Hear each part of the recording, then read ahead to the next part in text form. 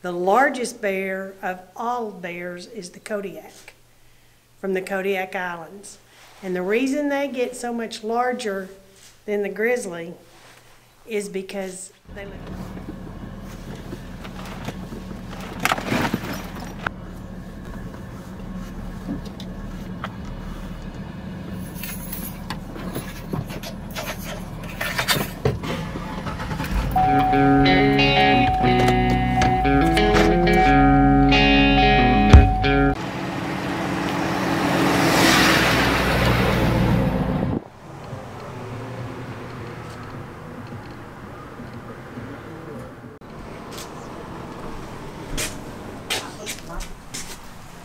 I don't know.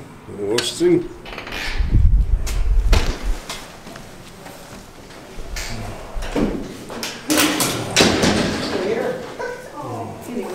Hey, how are y'all? Have you sign in, please? $5 per adult. I didn't put your name because I didn't know if you're going to put the thing on lock. Yeah. So you're not here.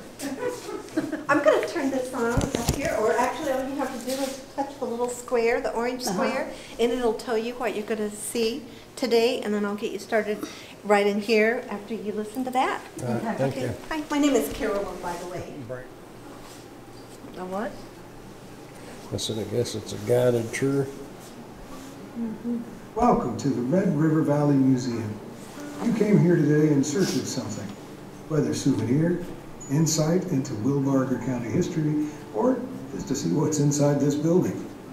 You're searching in the same way the first people on this land were searching. For sustenance, Is your name the same better as life, hers? Smith? and community. Yes, ma'am. Okay. Thanks to the efforts of many people who anyway, came, searched, so we'll and found what they needed, and the husband. town of Vernon Oh, well, exists.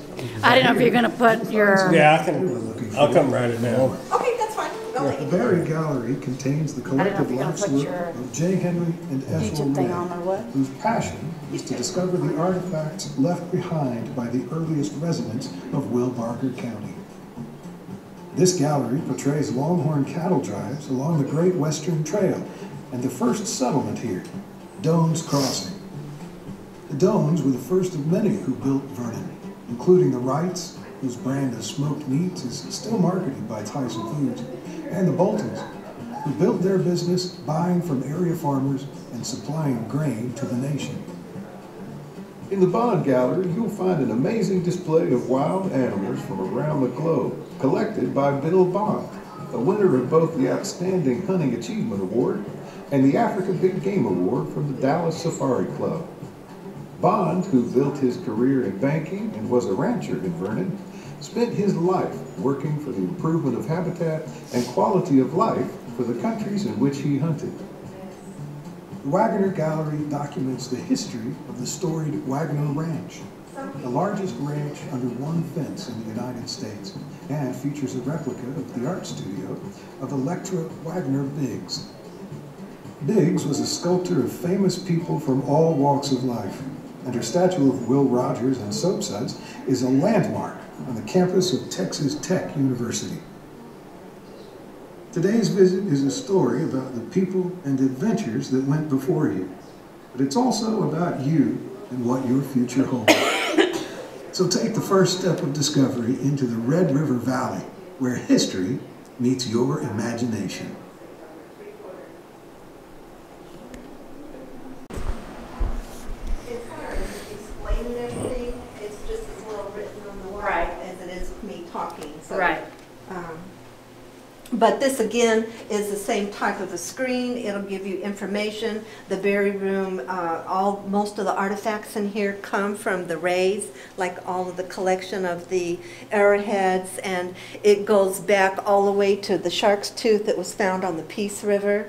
And the Smithsonian offered to purchase these from us, and the answer was no. I mean, this is such a great find. Right. And yeah, I mean, the mammoth bone, it is just an array of awesome information, and it's displayed in so many great ways, not only by reading the information here. This is the crystal arrowhead, but there is a circular information on the Dones picnic and stuff over there by the saddle. It's behind it, you can twirl it around, Right. and then you can pull out the drawers from the wall. And I mean, there is just so much information. And if you do want me to tell you some things, I can. That's Rick the Rover. Oh. He hasn't been working great, so I don't know if it's going to come on and give you the words, but he's talking about the crossing, you know, going through the Red River, going over to Dones and stuff. So since you've been raised around here, you know all about Dones and the Dones Right. picnic first. Okay, so why don't you, would you probably enjoy it better just walking through yourself and looking, and when you get ready, come right back out here. I'll be here, and then I'll take you in the animal room. All right, Okay? thank you. And that's where we can't take pictures. That's the animal room. Once we get it remodeled and they're going to be putting the animals in cases like the encase, then you'll be able to take pictures. But I don't know, I guess the flashing can deteriorate it helps. I don't have flash. You don't have a flash? Okay. If you don't have flashing, then I don't Okay. see a problem. It's Yeah. the flashing that causes Right, decay, right. you know, so I know that's fine. flashing will kind of mess up old pictures too. Yeah, well, I'm glad you don't have flashes. Thank you. So as long as you don't have a flash, you can take pictures. Just like with dead bodies, you gotta watch the light. Huh? Just like with dead bodies, you gotta watch the light. From the earliest of times, native peoples sought after water. And the Red River along the Texas-Oklahoma border is the second longest in Texas. Where the first Americans lived, they left evidence, artifacts, and art, from which we learn about the past as we plan for the future. Consider these objects. This crystal arrow point was discovered by J. Henry and Ethel Ray in Wilbarger County in 1940 and tells us that native peoples created their own tools and weapons, that they traveled since this material is not indigenous to this area, and that they appreciated art. This mammoth bone found near the Pease River in 1950 tells us there was food here for both animals and for the prehistoric people who hunted them, and resources for a better life as they created communities in which to live. This bit and these spurs represent the horse culture, which began with Native Americans such as Quanah Parker, who fought and later negotiated peace with the first settlers. Horses made it possible for the cattle drives along the Great Western Trail, which came through here at Dones Crossing, and later for the cowboys who still work at the Wagoner Ranch. This fossil of the fern was found in a drilling core sample by the foreman supervising oil drilling on the Wagoner Ranch. It represents the origin of the oil still being produced here, as well as the need for energy now being developed in wind farms in the county. The stories behind these artifacts, as well as the other displays and exhibits you're about to discover, tell a larger story about the people, animals, and civilizations of which we are a part. We learn from the past and use it to interpret the meaning of the present and to prepare to create the future. In the Berry Gallery, you will encounter people who discovered the past and used it to build the future. People like the Rays, the Dones, the Wrights, and the Boltons. People just like you.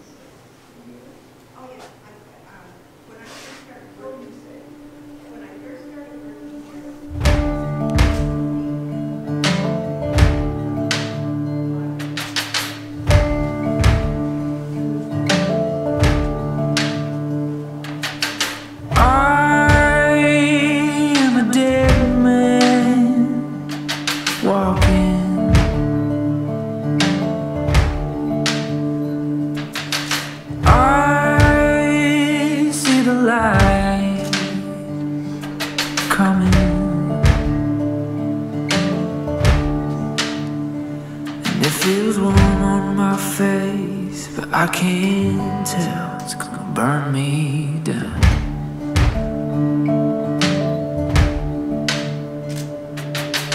They say I killed a man.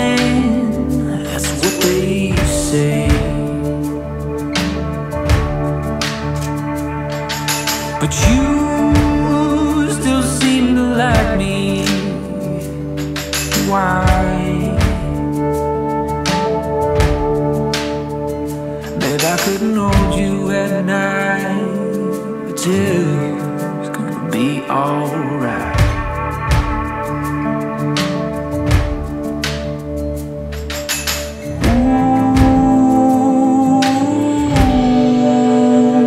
Dead man walking.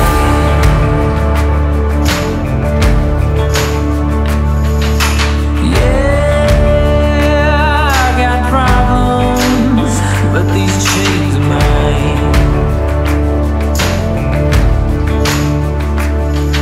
But you've got your freedom. Yeah, you still got time.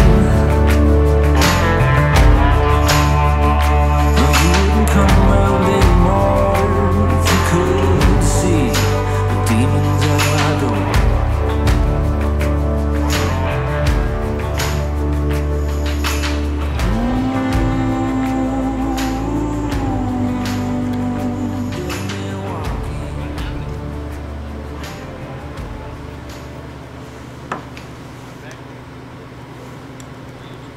Cattle drover John T. Lytle first blazed the Western Trail with his son 3,500 Longhorns as he and his outfit headed northward to market. Some folk call the trail the Texas Trail, the Dodge City Trail, or the Fort Griffin Trail after some of its major stops along the way. No matter what you call it, it's a long tramp from the hill country to Kansas, Nebraska, or even as far north as Montana. The entire trail outfit can consist of 6 to about 10 men, led by a trail boss. But I'm a drover. You can call me Rick. That's my job, driving cattle to and fro market. Oh, the stories I could tell you. When we cowboys are sitting around the open campfire, we're known for telling some pretty tall tales. And here's one you won't forget. It's the tale of seeing some horse thieves who were hung from a tree, and next to their swinging bodies was a pick and a shovel, just in case someone felt like stopping to bury them. You see, stealing horses or cattle is a hanging offense, and it may seem harsh. That's the code of the West. And you can't be too safe. Next to my horse, my Colt revolver is my second closest friend out in the trail. But all in all, life can be tame and peaceful at times. We're out in the open prairie, facing new acquaintances, seeing new scenery. And sure, for some there was misfortune, but a drover wouldn't have it any other way. You come to depend on yourself first, your horse second, and your outfit last. And if the good Lord's willing it, you'd be back next year. Hey, how about you joining us on the Western Trail? Could always use another good drover. We clicked a little button to hear more stories. Pick up the little phone. That's what we just listened to.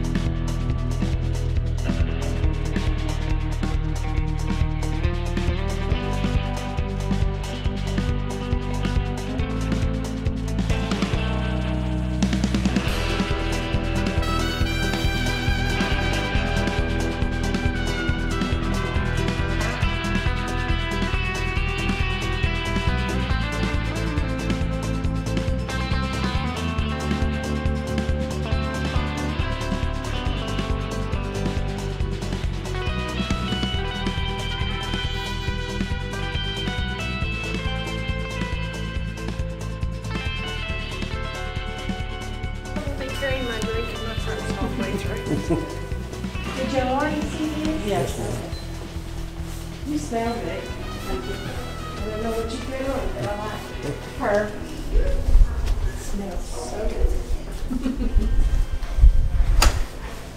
Probably wouldn't smell good on me, but this is a 135 large game animal exhibit.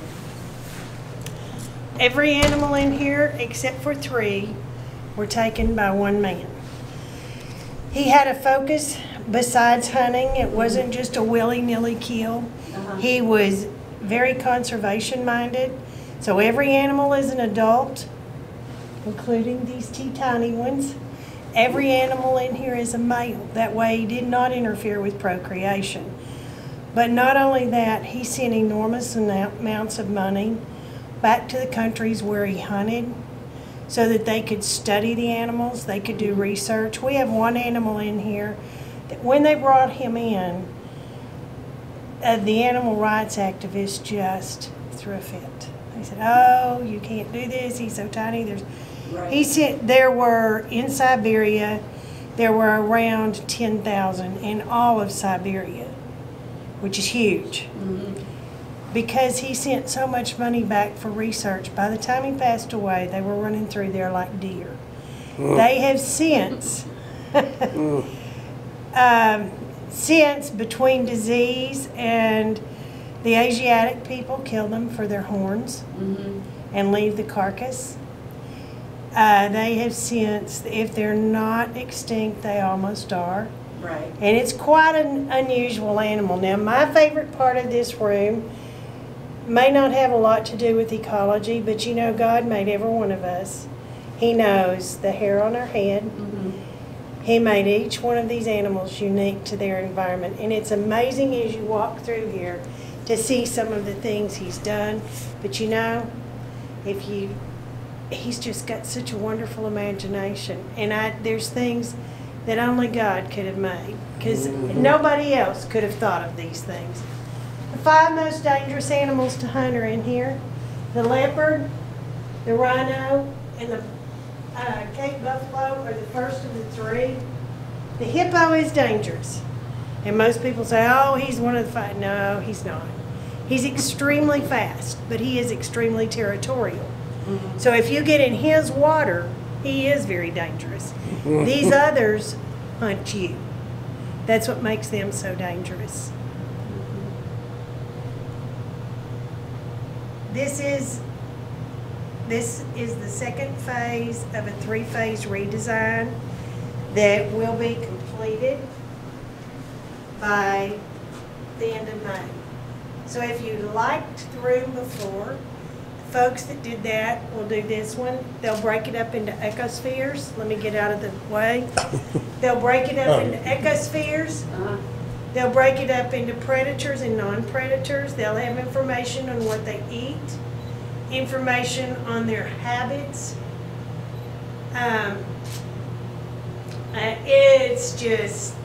It's going to be amazing.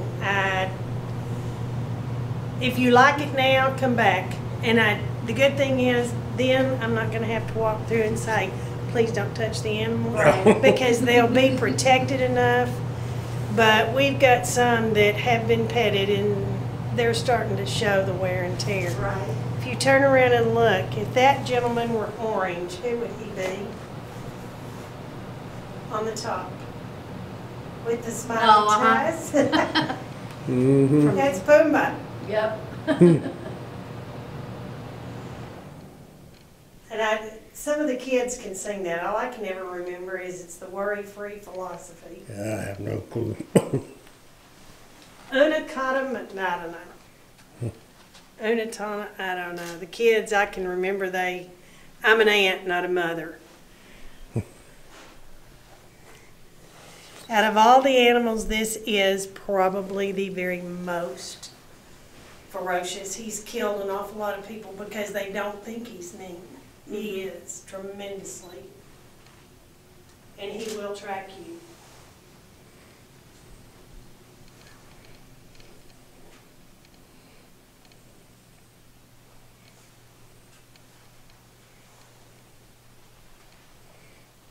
If you look at this animal right here, There's something totally different about this group than all the rest of the animals. What's that? You tell me. They got long noses? They do have long noses, and it does have to do with their nose. Their noses are flat. Oh, okay. Where they live, it is so dusty that when those big dust storms start coming up, they can close off their nostrils, and that way the dust doesn't get up into their brain. Well, that's pretty cool. Isn't that neat? Did I tell you? God made every one of these animals. I just wish He'd given me one of those noses. It might not look real pretty, but when these Serves the purpose. Delaware County dust storms roll, I sure like something. I can remember being in school and they talked about the dust bowl, and I thought, oh, there's no way. Being from, I was born and raised in Wichita Falls, so yeah, we saw dust storms, but they weren't major. Oh my, I have seen entire fields move, and that is no lie in the last 10 years. This animal, the Gerenuck, he kind of looks like a giraffe, but he's, Oh, yeah? yeah, he's a part of the deer family, or whatever they.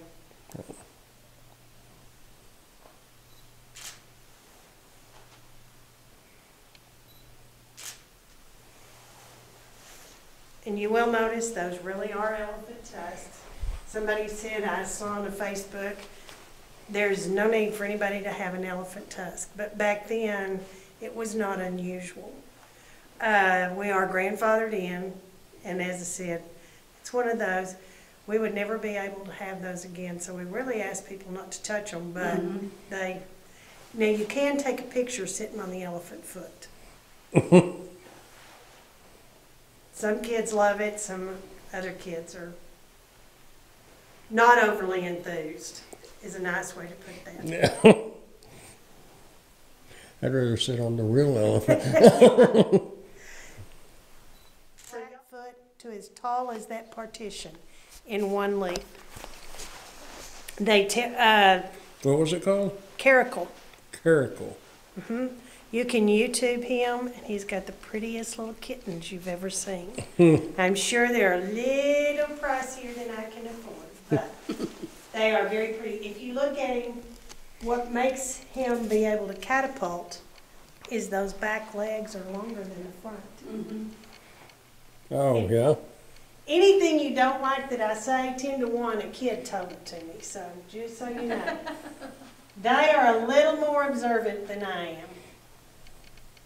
This is the hierarchy of the jungle, and I can honestly say this is the one thing we're going to lose that I'm a little disappointed with, because that shows the true hierarchy of the jungle. The lions hunt the hyena, hunt the little dik-dik.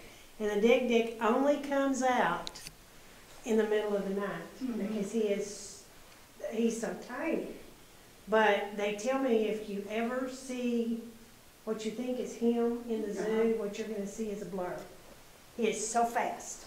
What was it? He's called a dik-dik. Got a little deer looking at it? If you look at the lions, tell me what you see on what you notice on the left one.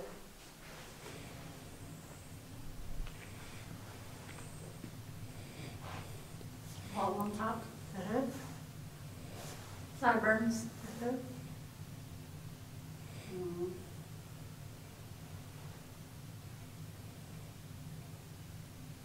It's a test. You're under pressure. Right, goatee. Kind of like, Actually, what is it? you have done better than most. Most will automatically look at it and say, well, that's a lioness. And it's not. That is an old, bald-headed man. So they lose their hair too, Yes, huh? they do. Well, I didn't know that. Now, there is a museum in Chicago that has 2 of the species that are maneless lions. Did you ever see Ghost in the Darkness? Not that I remember. It's about 2 lions that were killing the Aborigines and the natives of Australia when they were putting the railroad in. And it's a good movie, and it will wrench you, but Those are the two lions that are in Chicago. They're maneless lions. So there is a species called the maneless lions. And it's got some of the most haunting music in it. I've looked for the soundtrack forever just because.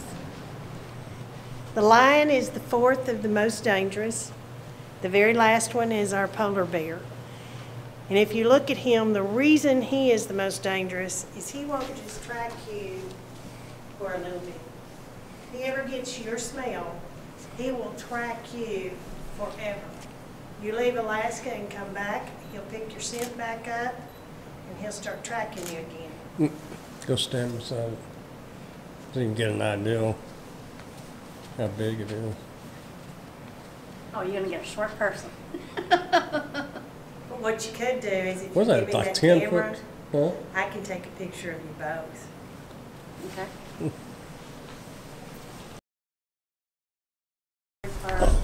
It's actually translucent. So what color do you think his skin might be? Pink. Black. What? That what black. It pulls in the sun, and that's how he stays warm. The way he hunts, he does his black claws like this, covers his nose and mouth. By the time his prey, he's there by the time they realize it.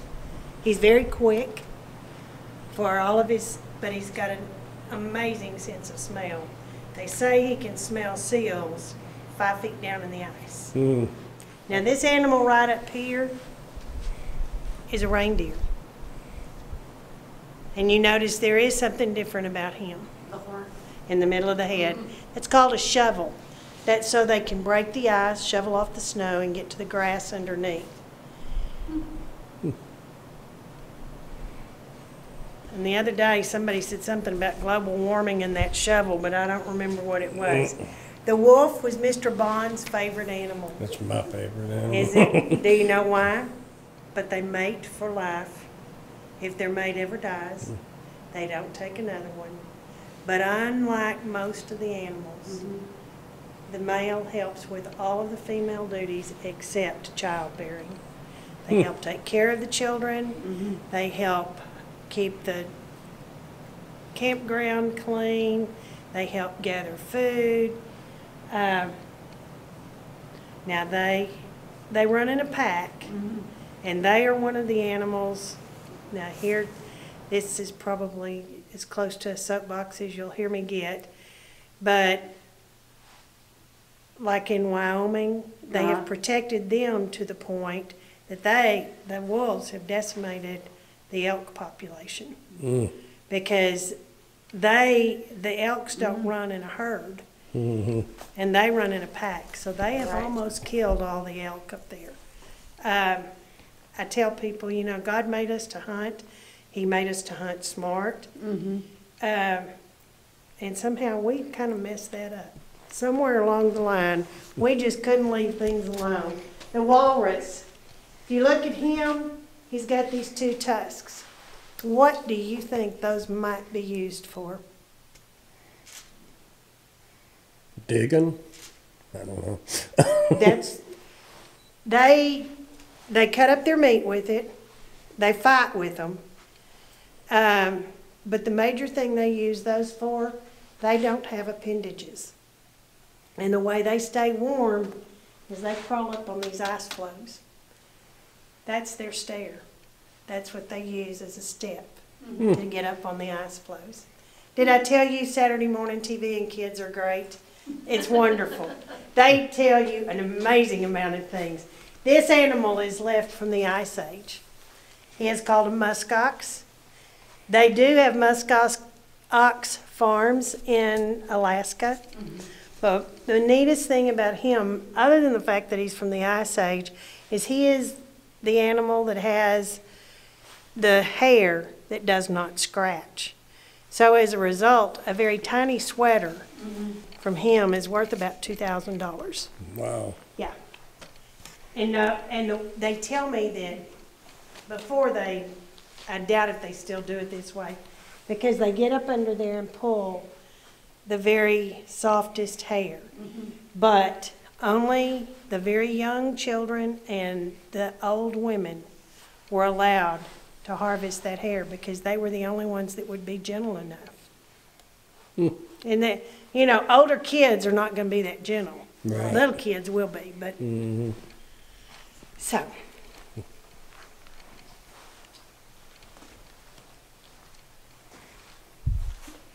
And if you do go hunting, go camping, you know, don't ever get close to a moose. They're really not. They are not like Bullwinkle. They are fast, and they are not afraid of anything.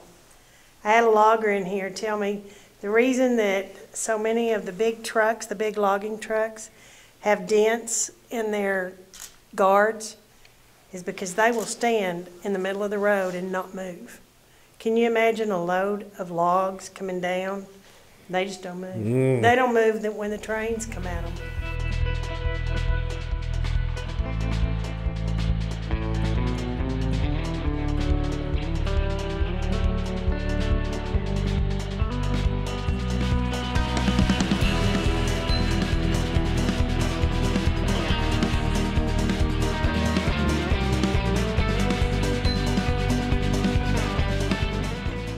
Groundhogs carry an enormous amount of diseases. Don't let your kids pet them.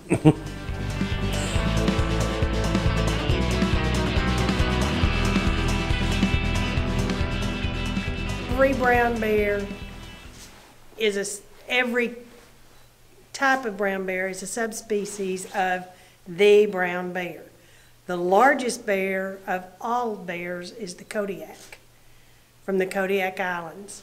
And the reason they get so much larger than the grizzly is because they live down by the ocean. So they get a lot of fish, get a lot of protein. He gets a lot of berries, gets a lot of grass, gets a lot of leaves, but he doesn't get a lot of protein.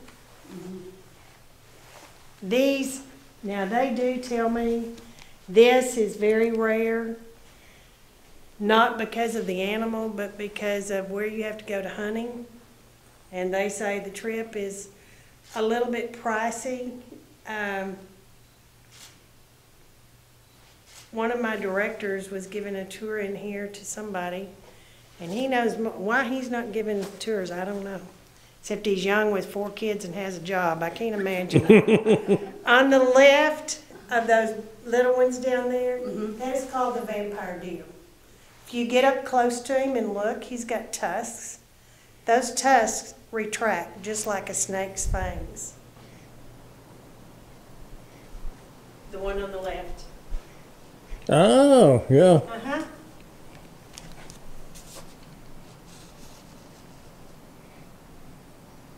Wow, that's cool. The one on the right, it's called a muntjac. He's the other animal we have from the Ice Age. If you look right below his eyes, there's what looks like either an infected tear duct or a gland. What it is an olfactory gland. He can leave his smells with, he can leave his scent with that, but it also heightens his sense of smell. And the one thing I keep forgetting is on those front animals, the little bitty ones, there's black underneath their eyes. Believe it or not, football coaches did not invent that, God did. That makes them see more clearly and makes them be able to see further. From Siberia. And no, Star Wars did not come out. Isn't he different?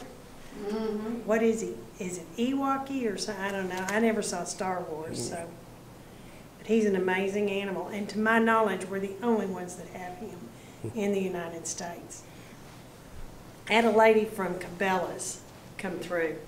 And I'd started at the front, and I said, you know, you'll see animals in here you'll never see again. And she gave me this very disgusted look, and she said, I doubt that. I work for Cabela's. And I said, okay. I said, maybe you've seen them all. I don't know. We got to this end. She started out the door. She said, ma'am, I owe you an apology. You're right. There's animals in here I've never seen. He did pick the ones for this. Either in the Well, there's you a bear. You've been wanting to find a bear. When we was in Red River, she was wanting to find a bear. I said, as long as we find a bear and the bear don't find us, that's fine. Now, I did have some hunters in here and they'd been fishing up in Colorado. And they said from about right here to that jaguar, were 2 or 3 of the bears. They did not bother them because they were not messing with their food. As long as they had plenty of fish, they left them alone. I thought that was interesting. Mm-hmm. Do you see the pouch on the wallaby? What's a wallaby? Little bit. Looks like a kangaroo. Uh-huh. You see the pouch? No. Why not? Male? That's right. Oh. Do you know the difference in an antler and a horn? Nope. Nope. An antler is solid and it sheds every year. A horn is hollow and it's permanent. So what is that on top of the pronghorn? Everybody gets a guess. I don't know. It is hair, dirt, and grease. Forms on 2 tiny nubs, and it does shed every 2 years. But they tell me if you pick up a shed from a pronghorn and look down, you can actually see the hair follicles in the tines. This animal is used for farming purposes in East Asia. They tell me that, especially after Vietnam, a lot of people tried to bring those animals in here and start a farm because the dairy products from them are so rich, but they couldn't adapt to our environment. They said if you ever have cheese or milk or anything from them, you'll never go back to cow's milk. And I don't drink milk, so it wouldn't make much difference to me. Now, the little iguana has this little thing under his chin that has a name like, a lot of ladies my age have this thing called a dewlap. Uh-huh. But unlike the iguana, I do not speak with my dewlap. Mine is silent. His changes colors and vibrates, and that's how they communicate with each other. Right above him to the right, that taper, he is the ancestor to a horse. Comes about to your knee, and he's found mainly in Australia and New Guinea. And if you get to the side and look, you can actually see the jawline of a horse. And if you've ever been around very many horses, if you tickle their noses, a lot of times they'll do that with their mouths. Right. We just recently lost one that was 27 years old. And he would do that just almost automatically.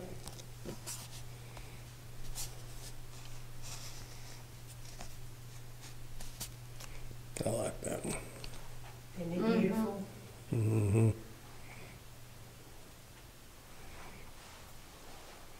A black jaguar.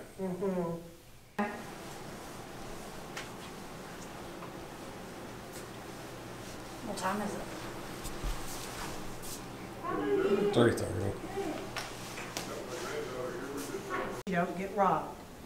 So he did, and all the way back, he looked for land to raise cattle on. And he found beautiful scenic, what was not Vernon, Texas at the time, but he found this scenic land, and the story is, by hook or crook, they amassed 525,000 acres that was all in the same family for 150 years. W.T. had 3 children. He had more, but he had 3 that survived. The oldest one was Electra 1, and you came through a little town called Electra when it was named after her. She had 2 children. One was married 8 times with no children, and the other one was Buster Wharton. He died when he was 25. Buster Wharton had one natural child, and that was Bucky, and he was one of the remaining heirs when they sold it. The other, one of the sons was Guy Wagner. He sold his portion of the ranch to his brother and sister so that he could buy the Bell Ranch in New Mexico. And if you've ever been from Clayton to Raton, New Mexico. Mhm. Yeah, I have trouble with Raton, Texas and Raton. As you're going through there, you're going to see all these buildings that look alike. And an old city kid probably wouldn't have noticed that, but I'm married to a country boy. And I said, okay, you keep telling me fences changes. Why are all these buildings alike? And he said, well, we're on the Bell Ranch. At the time, it had almost been taken for taxes. But Guy sold his portion of the Wagner to his brother and sister so that he could buy that. Now, when that changed hands, I don't know. But he had children, and they do have children. But they're not part of the inheritance. I think they may get some of the oil royalties, I'm not sure. But then there was E. Paul. E. Paul was the one that he and his sister established they were part of the first quarter horse studs. They were part of the foundation quarter horses. He had one child, and that was Electra Wagner. She was named after her aunt. The Electra Lockheed was named after her, and that's what Amelia Earhart flew. So was the Buick Electra. She was quite a socialite. She had 2 children. We were very fortunate that the Willinghams did stay here until the ranch sold. The other sister I've met, but I really don't know her. Helen's very gracious, very kind. We have been very fortunate. But this will be the 3rd part of our redesign.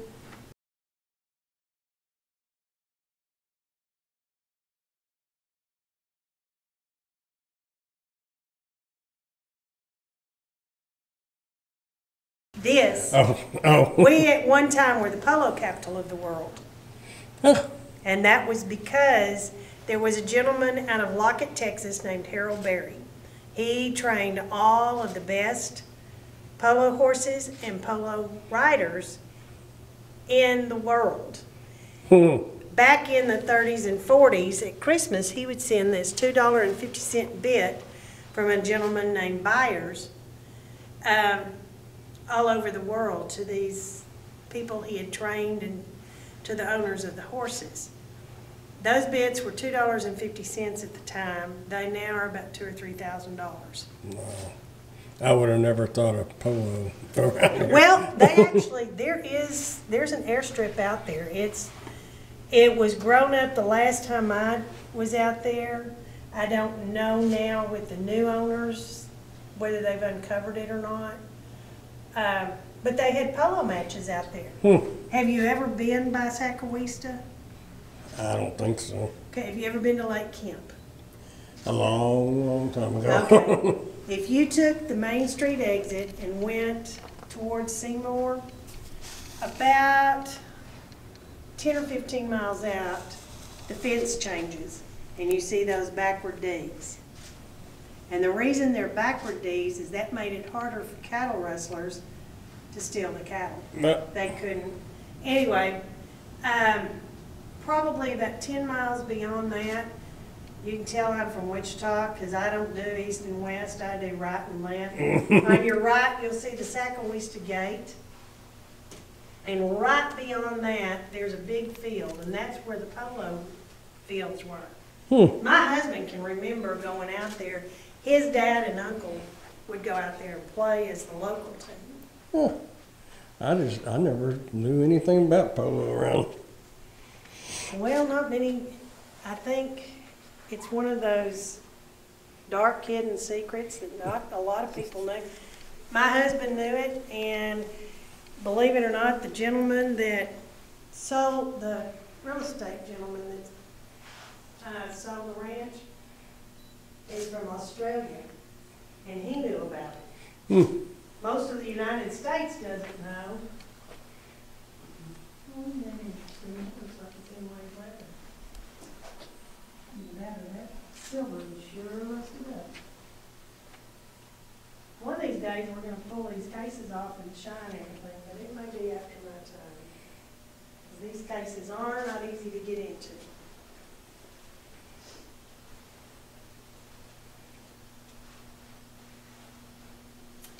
That's the art studio of Electra 2. And there's some really interesting stories about that. And if our audio still worked, it would tell you these stories. You ever been to Texas Tech? Pass by there. The statue of Will Rogers on Soap Suds is at the Fort Worth Stockyards. It is at the Will Rogers Museum in Claremore. I want to say it's at the Cowboy Hall of Fame and at Texas Tech. When they went to set it at Texas Tech, they set it, now listen to me, I do know which way east is. They set it with the head facing east. And the powers that be said, no, you got to turn that around. Because that little hind end needs to be facing A&M. Because there's quite a rivalry between A&M and Tech, or there was at the time. When they took the head of Eisenhower in for them to approve it, Electra went in first, and Mr. Biggs, her husband, was carrying the box with the head of the president in. She checked them all in, and they looked at him and said, "What's in that box?" And he said, "The head of the president." It took them about 2 or 3 extra hours to get through, security, because they didn't think that was nearly as funny as he did. This is what her studio looked like at Zacawista. And I had seen pictures of it. It had the spiral staircase. So she didn't die till 2001? Yep. We appreciate it. Well, thank you. Thank y'all for Thank coming. you. Y'all Be have a- sure and edit that, and anything that's not appropriate, please do not. Oh, I will. I didn't hear anything inappropriate. Oh, thank you. Y'all come back and see All us. right, bye. Thank y'all. This is one of the better museums we've been to. Mm-hmm. That was cool.